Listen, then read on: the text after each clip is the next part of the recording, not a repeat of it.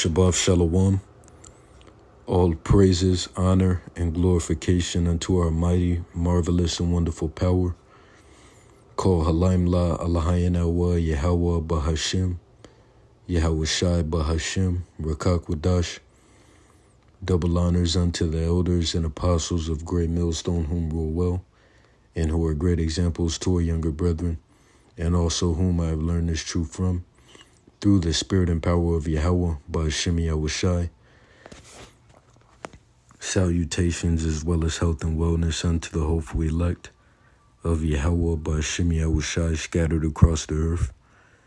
This is your brother Allah coming to you with another lesson. And the title of this lesson will be, Our True Comfort Stems from That of the Spirit. Right? Our true comfort stems from that of the Spirit. Right? So, Lord willing, the elect of Yahweh Bahashim Yahweh Shai be edified. And, this lesson should be a quick hit and straight to the point. So let's get right into it. And, just adding on to that,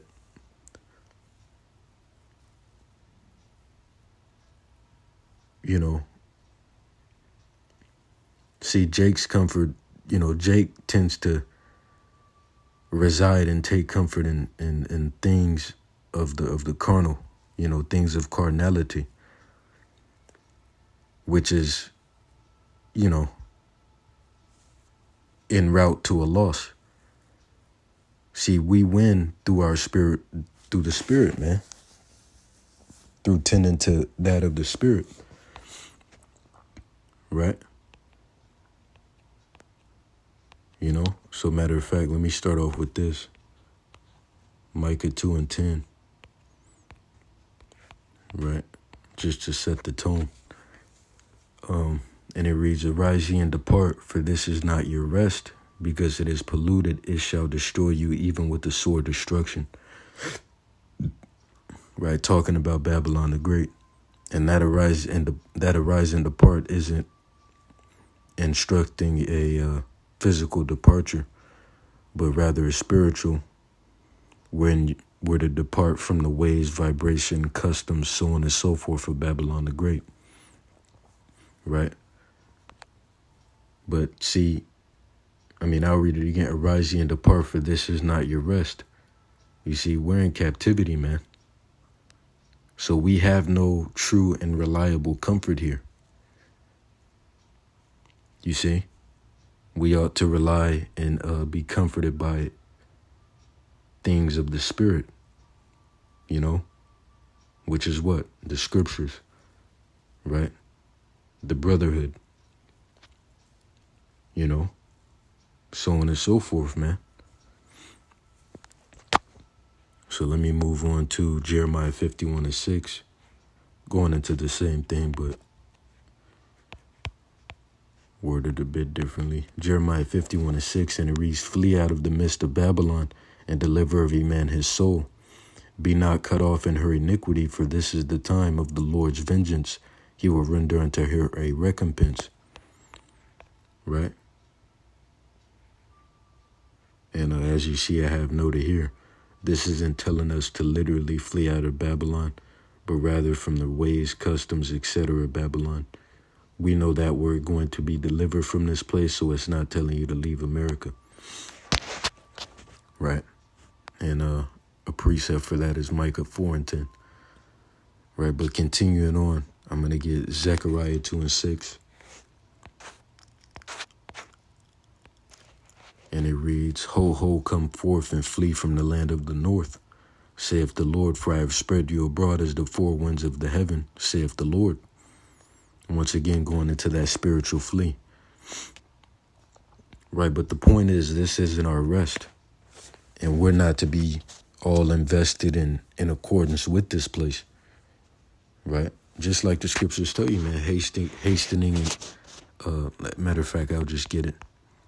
I believe it's hastening, if I'm saying that right. No. Hasting. Yeah, this is it right here. 2 Peter, the 3rd chapter, and I'll start up top. I'll start at verse 10. And it reads, "But the day of the Lord will come as a thief in the night, in the which the heavens shall pass away with a great noise, and the elements shall melt with fervent heat. The earth also and the works that are therein shall be burned up. Seeing then that all these things shall be dissolved, what manner of persons ought ye to be, in all holy conversation and godliness, looking for and hasting unto the coming of the day of the Most High, when the heavens being on fire shall be dissolved, and the elements shall melt with fervent heat." And, just elaborating upon that, right? See, before our rest is established, which our rest is what? The establishment of the kingdom of Yahweh by Shem Yahushai. That's the ultimate rest. But see, in order for that to be established, this current kingdom has to be taken out. Which is why so much the more we should be looking for and hasting unto the coming of the day of the Lord, man. You see?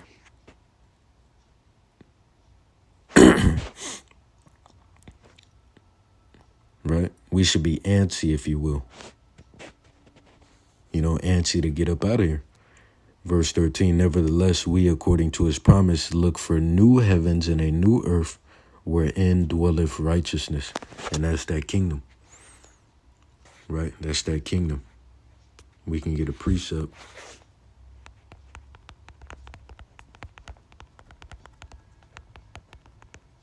Right? 2 Esdras 7:16. And it reads, "Why hast thou not considered in thy mind this thing that is to come, rather than that which is present?" Right?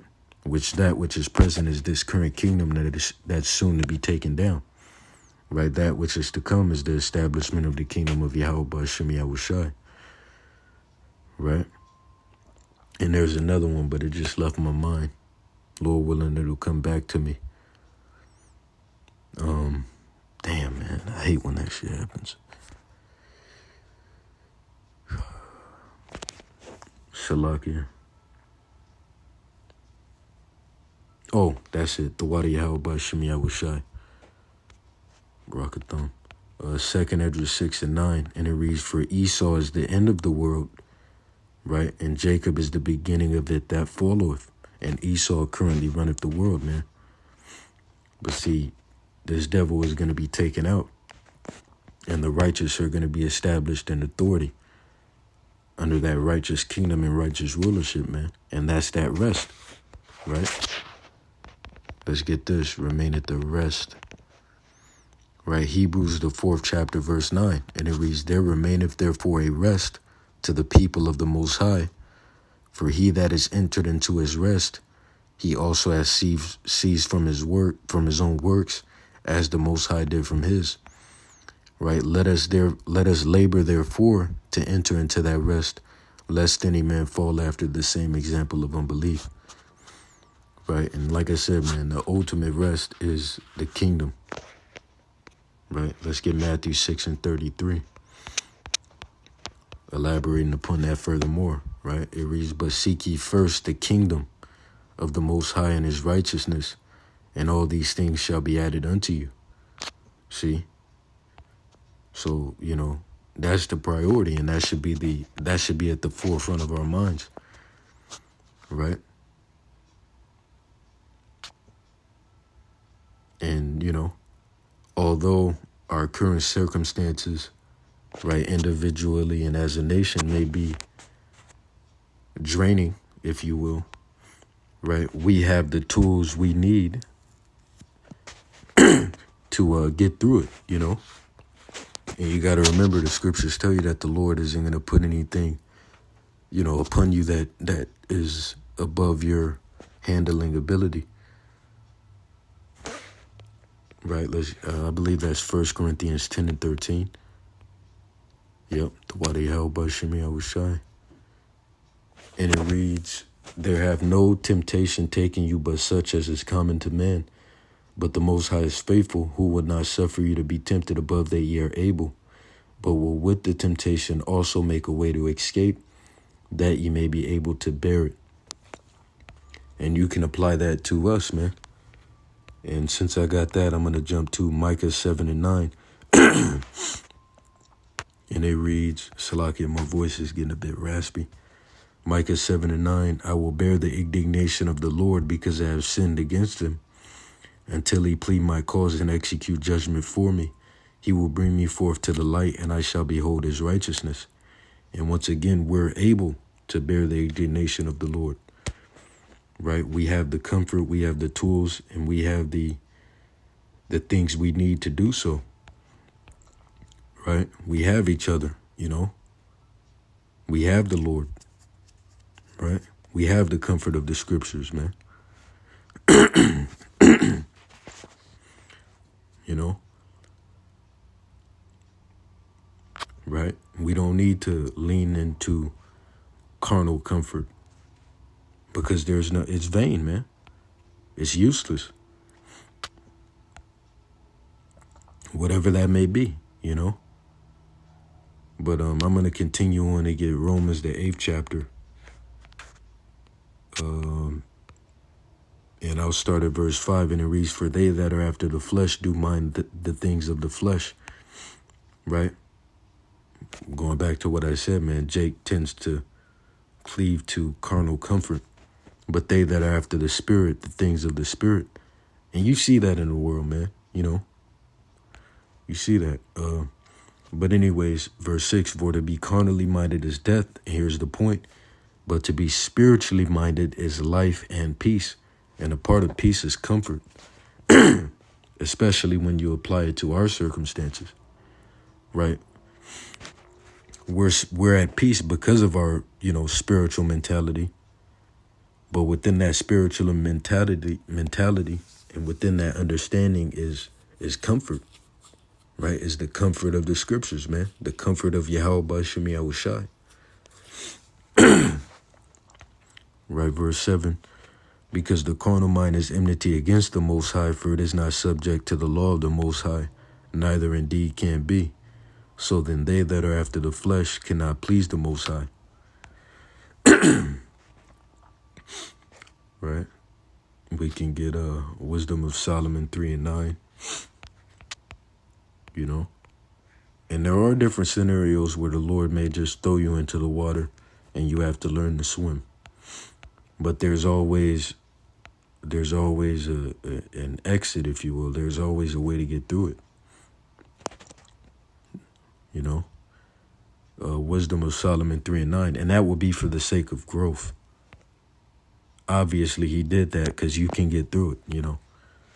Wisdom of Solomon 3 and 9. They that put their trust in him shall understand the truth, and such as be faithful in love shall abide with him. And grace and mercy is to his saints, Salakia. For grace and mercy is to his saints, and he have care for his elect. Right? We're the children of the Lord, man. Which, Lord willing, we be of the elect. But the elect are the cubs of the Lord, if you will. Right? The Lord being that main lion. Right? So I'm going to end it with this, man. And, you know, Lord willing, you brethren and you few sisters out there were edified. Zephaniah 3 and 8, and it reads, therefore wait ye upon me, saith the Lord, until the day that I rise up to the prey. For my determination is to gather the nations, that I may assemble the kingdoms, to pour upon them my indignation. Even all my fierce anger, for all the earth shall be devoured with the fire of my jealousy. Right, so that's pretty much the point. What happened? I'm about to come in there and get it.